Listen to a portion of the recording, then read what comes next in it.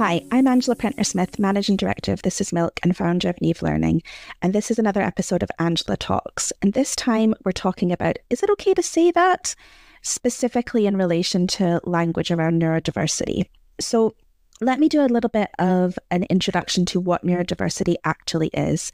Neurodiversity is a term coined by Judy Singer that was around the movement to stop pathologizing people with conditions, specifically autism, where it came from. The term neurodiversity encapsulates the entire tapestry of human brains. All of us have a unique brain, and the term neurodiversity is around saying there's a place for all of those brains. Some aren't wrong, some aren't right, some aren't better. So everybody is part of neurodiversity, but it is a movement associated with people who have been labeled. Typically, that is autism, ADHD, dyslexia, dyspraxia. However, some people broaden that term to include conditions such as schizophrenia, bipolar, and others.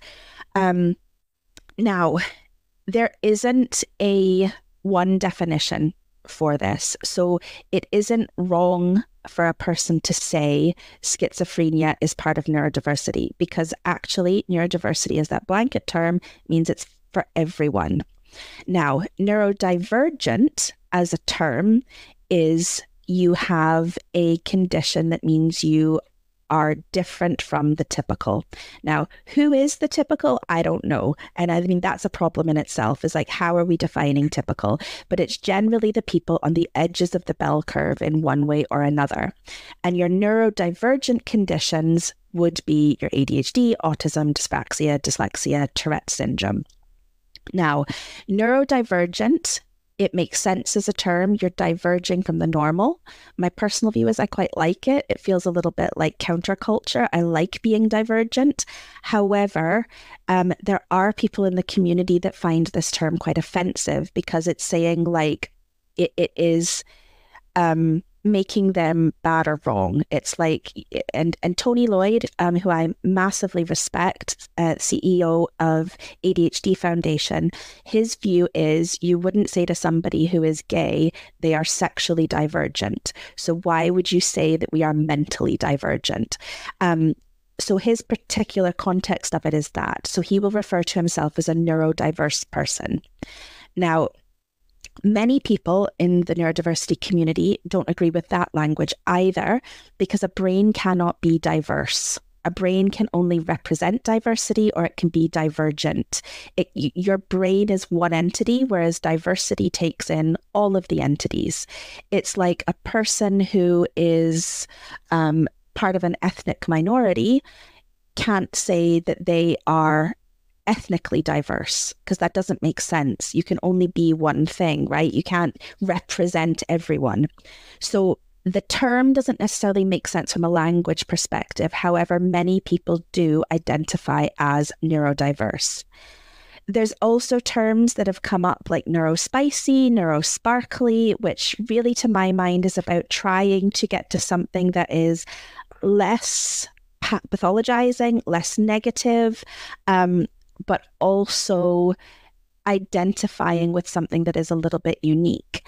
And now from the context of people who are autistic, ADHD, etc., we have, through society, felt excluded. We are part of a neuron minority.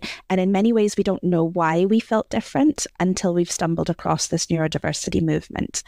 Now, it's important for those people who are spread all over the globe to find their tribe. And so by having a label such as neurospicy, neurosparkly, neurodivergent, neurodiverse, whatever it is, we feel a sense of belonging.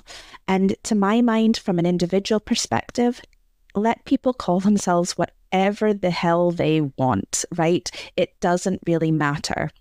From a written perspective, if I go out and I write about this stuff, or I put stuff out from a business, I think it is important to be accurate.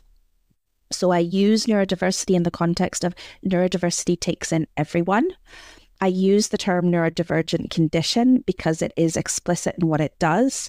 However, there is no set of words that I can use around these concepts that are right and will not offend anybody. they will all offend somebody, and there isn't a common language on this. So to my mind, let's stop beating each other up around what language that we're using and actually try to find some common ground here, which is around inclusion. And ultimately, that's where I land on this. Yes, be as accurate as you can, but there isn't a set of right words around this. So that's my view on the contentious ND language. And this has been Angela's Talks. And if you do like what you hear, please do like and follow so I know to create more of these. Thank you.